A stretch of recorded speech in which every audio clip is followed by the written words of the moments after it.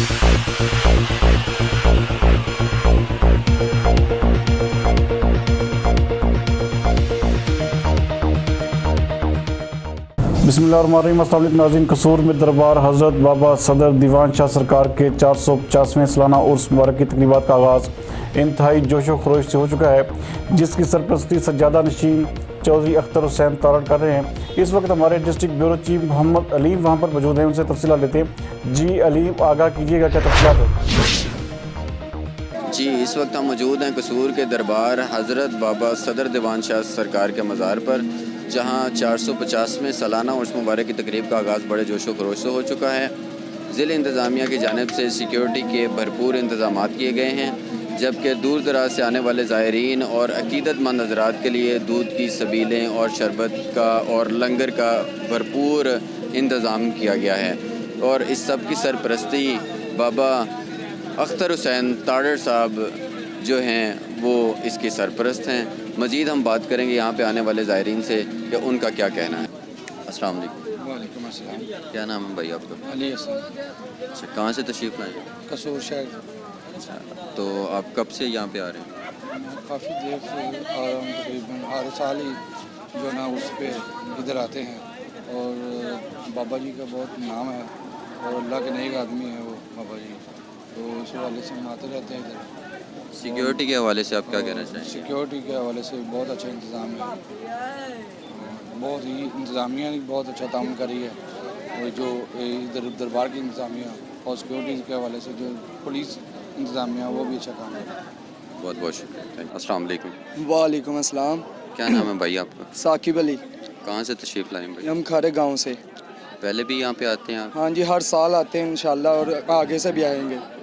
तो क्या महसूस करते हैं आप कितने भाई आए हैं यहाँ पे? हम भाई तो मैं ही आया, और मेरे साथ मेरे दोस्त आए जो बहुत एंजॉय करते हैं ये दरबार। हर साल हम आते हैं और हमें बहुत ज़्यादा मज़ा आता, बहुत ज़्यादा ये लंगर मिलता, हमें बहुत ज़्यादा लंगर मिलता, बहुत ज़्यादा हमें इधर खुशियाँ मिलती है कि इंशाल्लाह हमें यही उम्मीद होगी कि हर साल जैसा यही मेला लगे इधर। तो मन्नतें वगैरह भी मानते हैं आप? हाँ जी, बहुत ज़्यादा। इधर जो भी आता है बड़ी झोली लेकर जाता है, खाली झोली लेकर आता है, बड़ी झोली लेकर जाता है।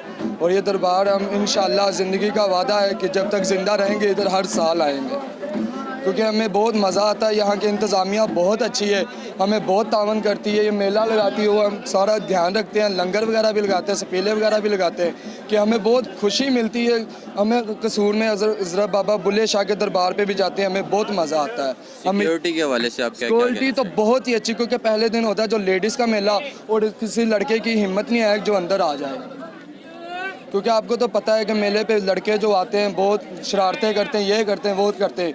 लेकिन ये दरबार का सूल है कि जब पहले दिन लड़कियों का मेला होता है तो कोई लड़का तशरीफ़ नहीं लेके आता इधर। बहुत बहुत शुक्रिया। क्या नाम है आपका? सरफराज अहमद। सरफराज अहमद। कब से कर रहे हो मेला? करीबन 12-14 साल हो चले। 12-14 साल हो गए। तो यहाँ पे रश इसी तरह रहता है? हाँ जी। तो आपको बचत होती है यहाँ पे? शुक्र अल्लाह पाक दा। कोई परेशानी तो नहीं? नहीं, किसी गल दी। ਇਸ ਬਾਬੇ ਦੇ ਗੱਦੀ ਮਸ਼ੀਨ ਆ, ਬਾਬੇ ਦੇ ਮੰਨਣ ਵਾਲੇ ਆ ਅਸੀਂ। ਇੱਥੋਂ ਕਮ ਸੇ ਕਮ 25-30 ਸਾਲਾਂ ਤੋਂ ਅੱਡਾ ਲਾਣੇ ਪੈਂਦੇ।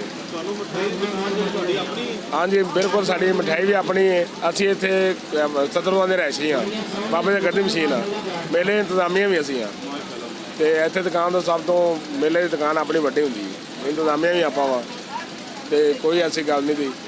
ਅਮਨੋ ਮਾਨ ਜੋ ਮੇਲਾ ਹੁੰਦਾ ਹੈ, ਇੰਤਜ਼ਾਮੀਆਂ ਵੀ ਅੱਛੇ ਨੇ, ਬਾਬੇ ਦੇ ਗੱਦੀ ਮਸ਼ੀਨ ਵੀ ਅੱਛੇ ਨੇ, ਸਾਰੀ ਵਾਮ ਅੱਛੀ। ਇੱਥੋਂ ਪਿੰਡ ਦੇ ਹਿਰਾਸ਼ੀ ਆ। ਮੇਰਾ ਨਾਮ ਮੁਹੰਮਦ ਰਈਸ। ਅਲਹਮਦੁਲਿल्लाह। ਕਿੱਥੋਂ ਆਏ? बाबा बुल्ले शाह।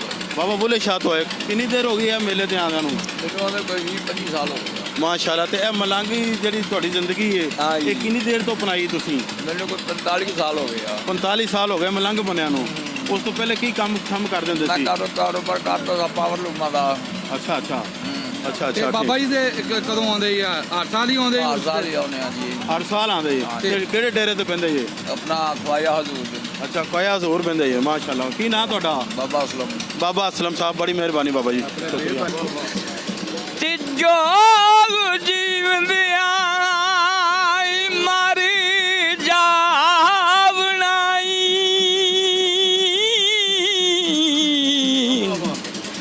ਇਹ ਕੰਮ ਨਹੀਂ ਲਾਡ ਤੇ ਨਾਜ਼ ਮੀਆਂ